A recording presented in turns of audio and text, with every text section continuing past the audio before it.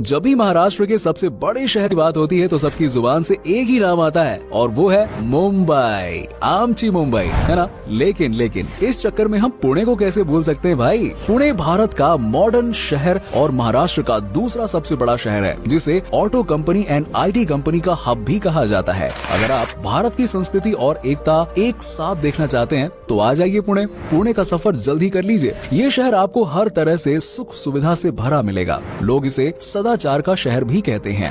एक ऐसा शहर जहां की शॉपिंग मॉल, कॉलेज, चौड़ी सड़कें, बड़ी बड़ी सरकारी ऑफिसेज देखकर आपको भारतीय होने पर जरूर गर्व महसूस होगा। चलिए दोस्तों, एक साथ चलते हैं खूबसूरत शहर पुणे के सफर पर। दोस्तों, पुणे भारत के महाराष्ट्र राज्य का एक महत्वपूर्ण शहर है। ये भारत का 6वां सबसे बड़ा और महाराष्ट्र का दूसरा सबसे बड़ा शहर है। पुणे सह्याद्री माउंटेन्स के पूर्व और समुद्र तल से 560 मीटर या 1837 फुट की ऊंचाई पर है। ये शहर महाराष्ट्र के पश्चिम भाग मुला और मुठा इन दो नदियों के किनारे बसा है। भीमा नदी की उपनदियां मुला और मुठा के संगम पर ये शहर बसा है। इसके साथ ही पवाना और इंद्रायणी नदियां पुणे शहर के उत्तर पश्चिम दिशा में बहती हैं। मुंबई के बाद पुणे महाराष्ट्र में सबसे आगे बढ़ा हुआ शहर है। कई नॉमिनेटेड स्कूल्स और कॉलेजेस होने के कारण इस शहर को ऑक्सफोर्ड ऑफ द ईस्ट भी कहा जाता है। पुणे में अनेक टेक्नोलॉजी और ऑटोमोबाइल एंटरप्राइजेस हैं, इसीलिए पुणे भारत का डेट्रॉइट जैसा लगता है। इन सब के अलावा काफी अरसों से पुणे शहर महाराष्ट्र की सांस्कृतिक राजधानी माना जाता है। ऐसा माना जाता है कि इस शहर का नाम पुण्य नगरी से आया है। रिपोर्ट के अनुसार ये शहर 8वीं सदी के सेंचुरी में पुन्नक नाम से जाना जाता था। फिर 11वीं सदी में ये शहर कस्बे पुणे या पुनवड़ी नाम से जाना जाने लगा। मराठा साम्राज्य के दौरान इस शहर को पुणे नाम से बुलाया जाने लगा और बाद में ब्रिटिश ने उसे पूना शब्द का इस्तेमाल करना शुरू किया, लेकिन आखिरी में ऑफिशियली शहर को पुणे नाम से ही जानने लगे।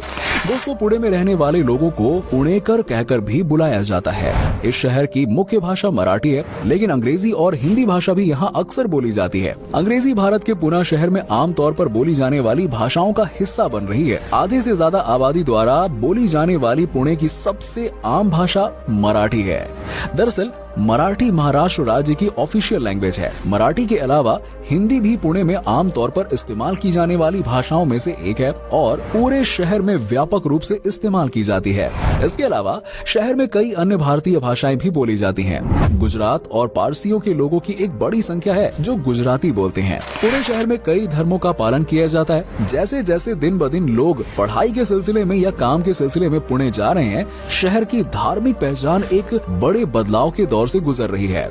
विभिन्न धार्मिक बैकग्राउंड वाले लोग इस शहर में रह रहे हैं। पुणे में पालन किए जाने वाले प्रमुख मार्गों में से एक हिंदू धर्म है। साथ ही पुणे शहर सिखों, ईसाइयों और मुसलमानों जैसे अन्य धर्मों के लोगों के लिए भी घर के रूप में अपनी भूमिका पालन करता है। हालांकि उनकी संख्या बहुत बड़ी नहीं है, फिर भी वो कुल आबादी का एक महत्वपूर्ण माइनॉरिटी है। पुणे में प्रचलित अन्य धर्मों में बौद्ध धर्म, जैन धर्म और पारसी धर्म भी शामिल है।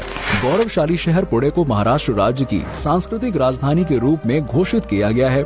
शहर का एक समृद्ध अतीत है जो 1600 साल से भी अधिक पुराना है और इसकी जड़ें गहरी हैं, जिसे यहाँ मनाए जाने वाले विभिन्न क्षेत्रीय और राष्ट्रीय त्योहारों में देखा जा सकता है। पुणे के लोग विभिन्न त्योहारों जैसे कि गुड़ी पड़वा, गणेश चतुर्थी, शिवाजी महाराज जयंती, दिवाली जैसे त्योहारों को बड़े जोरों शोरों से मनाते हैं। एक बात और जो पुणे में रहने वाले सभी लोगों के लिए समान है, वो है उनकी कभी न मरने की भावना। जी हाँ, एजुकेशनल बैकग्राउंड और उनकी इकोनॉमिकल बैकग्राउंड या फिर उनका धर्म जो भी हो, वो जीवन को पूरी तरह से जीना जानते हैं। यहाँ हर इंसान खुद का आनंद लेने का एक तरीका ढूंढ लेता है और शहर भी इन सभी की जरूरतों को पूरा करता है। पुणे के लोग कला और शिल्प, संगीत और आध्यात्मिकता में भी बहुत रुचि रखते हैं। पुणे में बड़ी संख्या में सॉफ्टवेयर कंपनीज के साथ साथ देश के कुछ बेहतरीन प्रोफेशनल इंस्टीट्यूशन ने ब्रांचेस खोली हैं। इसके कारण देश के साथ साथ दुनिया के अन्य हिस्सों से लोगों का एक बड़ा स्रोत बहा है। जैसे जैसे शहर को कॉस्मोपॉलिटन कैरेक्टर मिल रहा है, वैसे वैसे इसकी संस्कृति में भी कुछ बदलाव आने लगा है। विभिन्न जातियों, पंथों, धर्मों और आर्थिक पृष्ठभूमि के लोगों को यहाँ पाया जा सकता है। पुणे में सॉफ्टवेयर कंपनीज और प्रोफेशनल इंस्टीट्यूशंस की स्थापना के साथ शहर ने एक मल्टी एथनिक पर्सनैलिटी को भी पनाह दी है। पुणे के लोग विभिन्न संस्कृतियों के मिलाव का प्रतिनिधित्व करते हैं और शहर विभिन्न सभ्यताओं के मिश्रण की तरह बन गया है। इस शहर में रहने वाले लोग बहुत कोऑपरेटिव नेचर के होते हैं। यहाँ के लोग हर समय मदद करने को तैयार मिलेंगे जब भी आपको उनकी जरूरत पड़े तो। आईटी हब होने के कारण यहाँ की आबादी में ज्यादातर युवा हैं, जिन्हें पार्टी करने का बहुत शौक है और इसीलिए भारत में सबसे ज्यादा पब आपको पुणे में ही मिलेंगे। यहाँ के वीकेंड की नाइट लाइफ बहुत ही शानदार और मस्ती भरी होती है।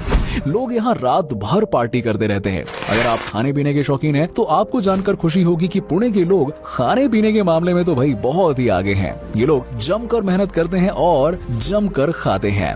पुणे की खान पान की बात करें तो यहाँ पर आपको वड़ा पाव, साबूदाना वड़ा, पाव भाजी, दाबेली, पराठा, मोमो बहुत ही मजेदार और स्वाद से भरपूर खाना मिलेगा।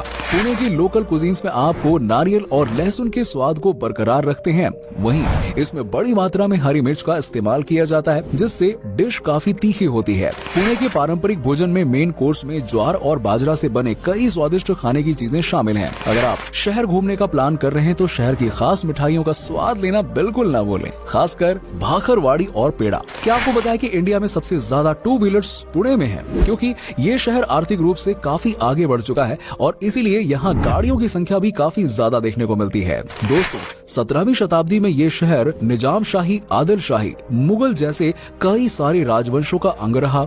सन 1627 में इस भूमि के शिवनेरी किले पर छत्रपति शिवाजी महाराज भोसले को जन्म दिया। शिवाजी महाराज ने अपने साथियों के साथ पुणे परिसर में मराठा साम्राज्य की स्थापना की। इस दौरान पुणे में सिर्फ शिवाजी महाराज का वर्चस्व था। पेशवा के काल में पुणे की काफी तरक्की हुई और 1818 तक पुणे में मराठों का राज्य था। ये तो हो गई इतिहास की बात। अगर बात करें पुणे के मौसम की तो पुणे शहर में गर्मी, वर्षा और शीत ऋतु होती है। मार्च से मई तक तापमान 25 डिग्री से 29 डिग्री तक होता है।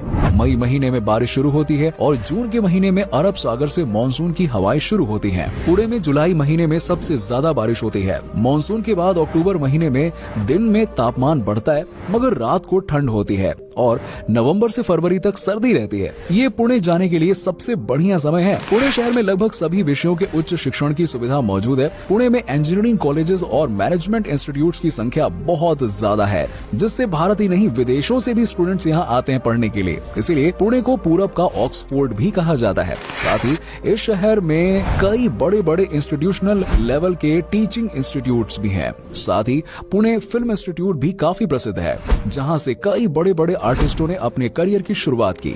इन सब के अलावा पुणे महाराष्ट्र और भारत का एक महत्वपूर्ण इंडस्ट्रियल सेंटर है। Tata Motors, Bajaj auto, Bharat forge जैसे अनेक बड़े उद्योग यहाँ हैं।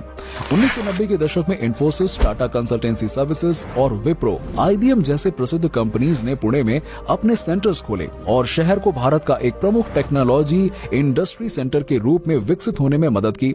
साथ ही पुणे में दुनिया की पहली मिलिट्री एकेडमी भी स्थित है, जहां डिफेंस के 3 फोर्सेस, आर्मी, नेवी और एयर फोर्स को एक साथ प्रशिक्षित किया जाता है। पुणे में स्थित यारेवाड़ा सेंट्रल जेल भारत की सबसे बड़ी जेलों में से एक है। इमरजेंसी के दौरान इसका इस्तेमाल इंदिरा गांधी ने कई सरकारी विरोधियों को रखने के लिए किया था। इस ऐतिहासिक स्थान में महात्मा गांधी सहित कई राष्ट्रीय स्वतंत्रता सेनानियों को रखा गया था और कई साल पहले संजय दत्त ने भी इसी जेल में अपनी सजा पूरी की थी। रिपोर्ट्स के अनुसार बैडमिंटन खेल का जन्म पुणे शहर में ब्रिटिश अधिकारियों द्वारा किया गया था, जो पुणे में तैनात थे, जिन्हें तब पूना कहा जाता था। बैडमिंटन की प्रसिद्धि पुणे से ही बढ़ी थी और अब ये भारत के सबसे ज्यादा पसंद किए जाने वाले खेलों में से एक है।